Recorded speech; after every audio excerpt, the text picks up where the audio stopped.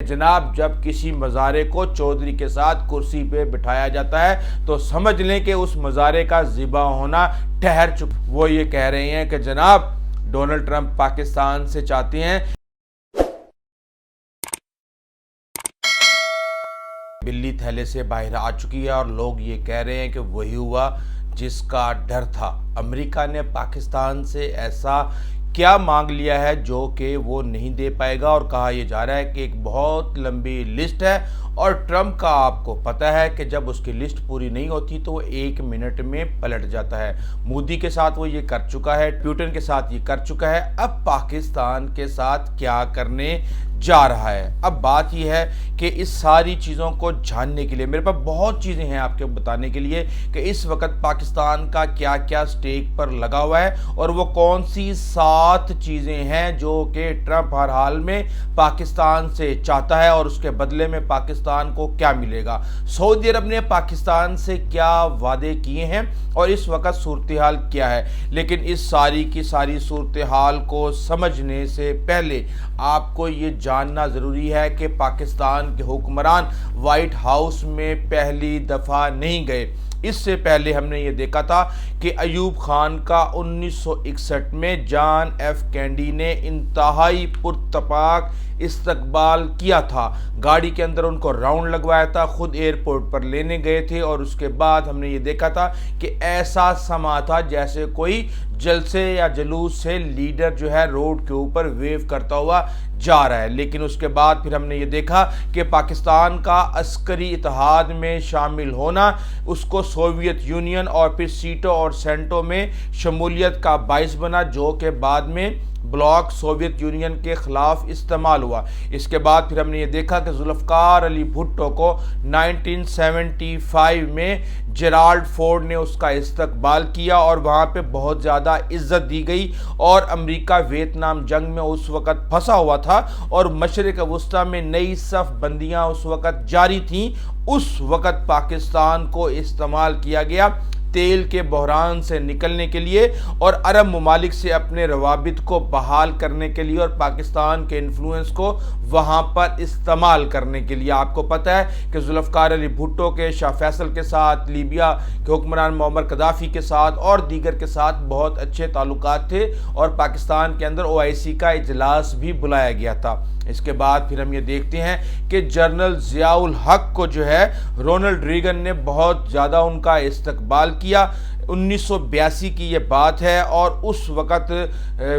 Red carpet इस्तकबाल किया गया था और फिर बाद में पता ये चला कि सोवियत यूनियन के ख़िलाफ़ अफ़गान जहाद की सफ़बंदी करनी थी, जिसके लिए पाकिस्तान को इस्तेमाल करना था। अमेरिका से बहुत डॉलर मिले, बहुत असला मिला और दहशतगर्दी का कल्चर भी। अब हम ये देखते हैं कि फिर जनरल मुशर्रफ का दौर आता है। जनरल मुशर्रफ का भी बहुत ज़्यादा इस्तकबाल किया गया, कैंप डेविड बुलाया गया, वहाँ पे बुश जो है उनको अपना ज़ाती दोस्त कहते थे। और उसके बाद हमने ये देखा कि 9/11 के बाद अफ़गानिस्तान के अंदर अमेरिका की जंग में पाकिस्तान अमेरिका का फ्रंट लाइन इत्तेहादी बन गया और उसके बाद फिर हमें जो है ताने भी मिले डबल गेम के। लेकिन इसके साथ ही हम ये देखते हैं कि हमें जो है इमरान खान को भी बुलाया गया 2019 में। लेकिन फिर उस वक़्त क्या था, उस वक़्त अफ़गानिस्तान से अमेरिका को बाहिफाजत निकलना था और पाकिस्तान की मदद चाहिए थी तालिबान को कायल करने के लिए। और फिर इस तरीके से ये सारे का सारा खेल रचा गया और अमेरिका वहाँ से निकल गया। लेकिन अब शहबाज शरीफ को बुलाया गया है, रेड कारपेट इस्तकबाल किया गया है। दुश्मन भी ये कहने पे मजबूर हैं कि भाई ऐसा क्या चाहिए कि जो इस तरह का इस्तकबाल किया जा रहा है। कुछ लोग तो ये कह रहे हैं कि जनाब, जब किसी मज़ारे को चौधरी के साथ कुर्सी पे बिठाया जाता है तो समझ लें कि उस मज़ारे का ज़िबा होना ठहर चुका होता है और उससे बहुत बड़ी कुर्बानी लेनी होती है। तो अब पाकिस्तान से क्या कुर्बानी लेनी है और अगर पाकिस्तान वो कुर्बानी देने में कामयाब ना हुआ तो पाकिस्तान का क्या इंजाम होगा। ٹرمپ کو تو آپ جانتے ہیں، مودی کو کہتا تھا میرا دوست ہے اور بہت اچھا وہ دوست سمجھتا تھا مودی کو، لیکن جب معاملات مفادات کی گیم سٹارٹ ہوئی تو کہاں مودی، کہاں بھارت اور کہاں ٹرمپ، اور اس کے ساتھ ہی پیوتن کو بھی وہ اپنا دوست سمجھتے تھے، لیکن یوکرین کی جنگ بند نہ کرنے پہ صورتحال بالکل مختلف ہو چکی ہے۔ تو کیا پاکستان کو کچھ اس طرح کے وعدے لیے گئے ہیں پاکستان سے جن کو پورا نہ کیا گیا تو پھر کام خراب ہو جائے گا؟ تو آپ کو ایک بات بتا دوں کہ سب سے بڑا رول مشرق وسطیٰ کے اندر پاکستان کے کردار کے حوالے سے کہا جا رہا ہے کہ وہاں پہ فورسز بھی جائیں گی، مین پاور بھی جائے گا، پولیٹیکل انفلوئنس بھی یوز ہوگا، سفارتکاری بھی استعمال ہوگی، اور جو 21 نکاتی ایجنڈا ہے وہ پاکستان عرب اسلامک ممالک کے ساتھ مل کر پورا کرے گا۔ اس کے اندر اسرائیل کو تسلیم کرنا ہے یا نہیں یہ میں آپ کو آگے جا کے بتاتا ہوں۔ تو اب بات یہ ہے کہ پوسٹ اسرائیل مینجمنٹ کے لیے پاکستان کے کردار کو مشرق وسطیٰ میں بہت زیادہ بڑھا دیا گیا، اور اس کا ایک سائن یہ بھی ہے کہ محمود عباس نے اپنی UNGA کی جو تقریر تھی اس میں حماس کو PLA کے سامنے ہتھیار ڈالنے کا کہا۔ اب اس کے ساتھ ہی ہم یہ دیکھ رہے ہیں کہ پاکستان نے آفر کی ہے بھارت کو کہ بھائی ہم آپ سے صلح کرنا چاہتے ہیں، ہاتھ ملانا چاہتے ہیں، بندے کے بچے بنے، اگر آپ چاہتے ہیں تو یہ کام کر لیں۔ تو یہ کام کیوں کہا گیا ہے؟ کچھ دفاعی تجزیہ کار یہ کہہ رہے ہیں کہ ماضی میں بھی اس طرح کا کام ہوتا رہا ہے، اور اب کہا یہ جا رہا ہے کہ مشرقی محاذ یعنی کہ بھارت والی سائیڈ پہ امریکہ سنبھالے گا اور وہ اس کو نکیل ڈال کے رکھے گا کہ وہ یہاں پہ انتشار نہ پھیلائے، جبکہ مغربی بارڈر پہ ایران اور افغانستان کے حوالے سے پاکستان سے بہت سے کام لینا مقصود ہے۔ اس بات میں کوئی شک نہیں کہ پاکستان کی سفارتکاری اس وقت اپنے عروج پر ہے۔ امریکہ، یورپ، خلیجی ممالک، چین، ترکی اور سینٹرل ایشیا میں پاکستان کی بات کو سمجھا جا رہا ہے، پاکستان کے کردار کو بڑھایا جا رہا ہے، پاکستان کے ساتھ دفاعی تعلقات کو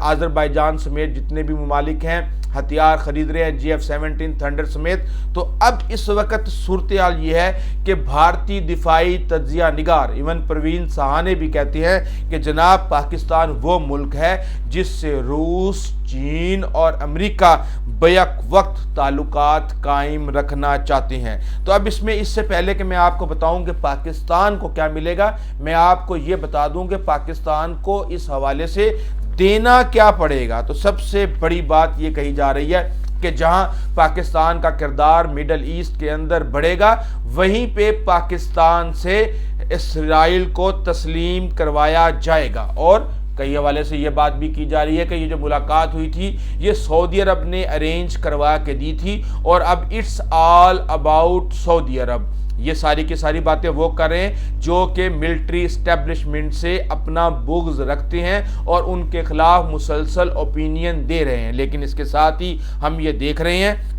کہ ایران کے خلاف بھی استعمال کرنے کے حوالے سے پاکستان کے رول کے بارے میں بتایا جا رہا ہے، حالانکہ ایسی کوئی حقیقت نہیں ہے۔ پاکستان نے اپنے آپ کو مینٹین کیا ہوا ہے، اور وہ کس طرح مینٹین کیا ہوا ہے کہ ایک طرف پاکستان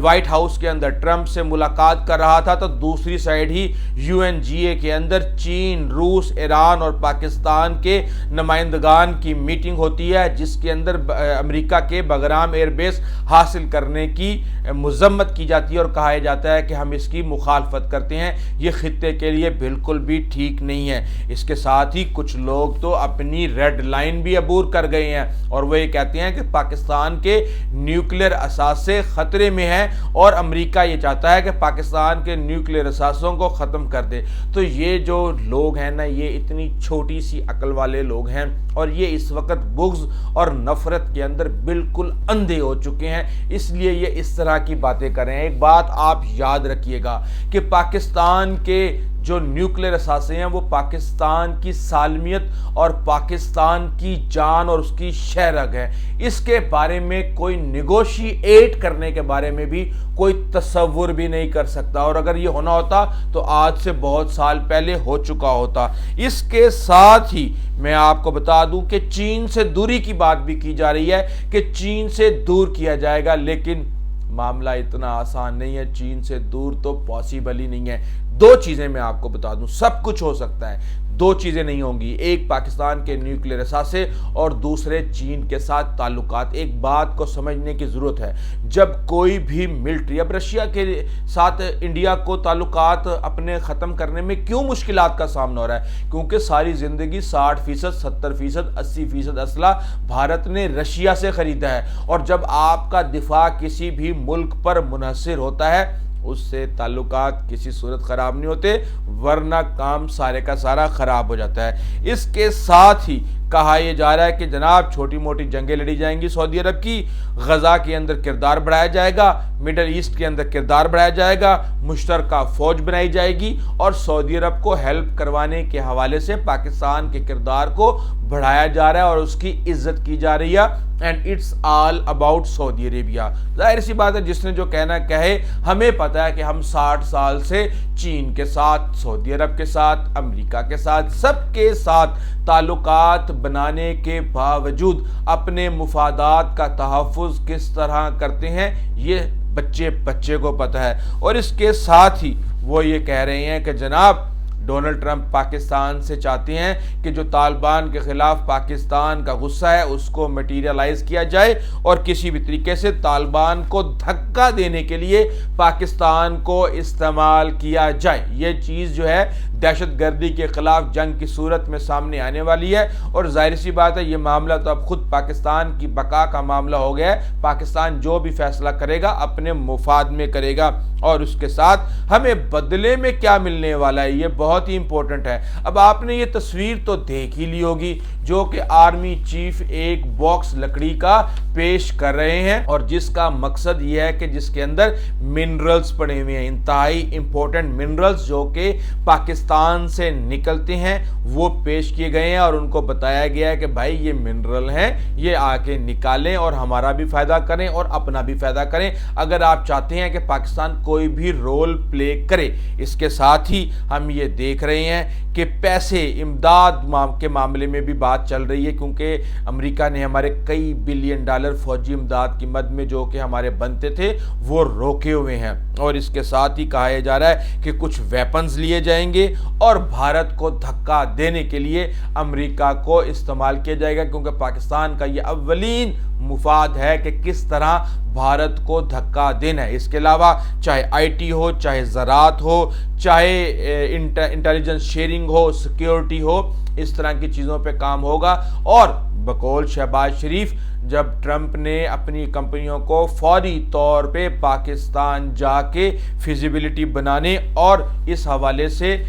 कॉपरेट करने और इन्वेस्टमेंट करने का जो है वो कह दिया, लेकिन ये बात आपको माननी पड़ेगी कि इस वक्त दुश्मन भी ये कह रहा है कि पाकिस्तान की खारजा पॉलिसी बहुत कामयाब जा रही है और बड़ी गर्मजोशी से ताकतवर हल्के पाकिस्तान को अपना रहे हैं और उससे बगलगीर हो रहे हैं। तो अब बात होती है सऊदी अरब की कि भाई सऊदी अरब का कहा ही जाता है कि उन्होंने सारी ज़िंदगी हमें मदद की, क्यों मदद की ये सबको पता है, लेकिन अब आगे क्या मदद करने जा रहा है। देखें, कुछ मुआहदे हुए हैं, कुछ एमओयू साइन हुए हैं, कुछ पाकिस्तान से वादे किए गए हैं। तो कहा यह जा रहा है कि इस वक्त सऊदी जो डिपॉजिट है पाकिस्तान के स्टेट बैंक के अंदर $5 बिलियन हैं, 2 एक्सपायर हो जाएंगे बिलियन डॉलर इस दिसंबर के अंदर, जबकि $3 बिलियन जो हैं वो अगले साल 2026 के मिड में एक्सपायर हो जाएंगे। तो क्या पाकिस्तान इतना बड़ा मुआहिदा करने के बाद भी हर साल सऊदी अरब की तरफ सिर्फ यही देखता रहेगा कि जनाब आप ये एक्सटेंड कर दें जो आपने हमें 4% सूद के ऊपर ये कर्जा दिया हुआ है। इसके साथ ही इंपोर्ट बिल जब हमारे बढ़ जाते हैं, तिजारती खिसारे बढ़ जाते हैं, तो सऊदी अरब हमेशा हमें उसमें से निकलने में मदद करता है। ऑयल की जो डेफर्ड पेमेंट्स के ऊपर फराहमी है उसको यकीनी बनाता है। अब मसला ये है कि ये सारी की सारी चीज़ें लिंक कर दी गई हैं IMF के साथ, लेकिन हमारे साथ एक $10 बिलियन की ऑयल रिफाइनरी का मुआहिदा किया गया था, उसके बारे में अभी तक कोई भी खैर खबर नहीं है। हम सऊदी अरब से $4.5 बिलियन का ज़्यादातर तेल ही खरीदते हैं, लेकिन हमसे सऊदी अरब सिर्फ 0.8 बिलियन का سامان خریدتا ہے۔ اب بات یہ ہے کہ یہاں پہ ہمیں بھی ضرورت ہے کمپٹیشن کرنے کی، کہ جو میٹ آسٹریلیا سے آتا ہے اگر اسی کوالٹی کا میٹ پاکستان فراہم کر سکتا ہے تو وہاں پہ آپ کو پتہ ہے کہ زیادہ تر ایشینز، عرب ممالک سے آئے ہوئے لوگ اور دیگر لوگ ہیں، تو وہاں پہ مارکیٹ کو کیپچر کرنا کوئی اتنا مشکل کام نہیں ہوگا۔ اور مین پاور پاکستان کی کہا ہی جاتا ہے کہ 25 لاکھ لوگ پہلے ہیں، 25 ہی اور بھیجنے ہیں، دیکھتے ہیں اللہ تعالیٰ اس کے اندر ہمیں کامیاب کرے۔ لیکن جو دفاع کا معاملہ ہے اس کے اندر سنا یہ ہے کہ محمد بن سلمان اسی سال کے آخر میں آ رہے ہیں پاکستان، اور بڑے دفاعی پروجیکٹس اور ریسرچ اینڈ ڈیولپمنٹ کے اوپر انویسٹمنٹ کرنے جا رہے ہیں، کیونکہ اب جو دونوں ممالک ہیں وہ اکٹھا ہتھیار خریدیں گے، اکٹھے ٹریننگ کریں گے، اکٹھا دفاع کریں گے، اور اکٹھے ہی پلاننگ بھی کریں گے، اور اکٹھے ہی اپنے مستقبل کی منصوبہ بندی بھی کریں گے۔ تو اس حوالے سے دونوں مل کے کام کریں گے، ان کا پیسہ اور ہماری مہارت اس کے اندر کام کرے گی۔ اب کہا یہ جا رہا ہے کہ پاکستان کے پاس تو تیل ہے ہی نہیں، تو ٹرمپ کہاں سے تیل نکالیں گے؟ تو اس وقت جو انفارمیشن ہمارے پاس آ رہی ہے اس کے مطابق 31 اکتوبر تک 72 جو بلاکس ہیں،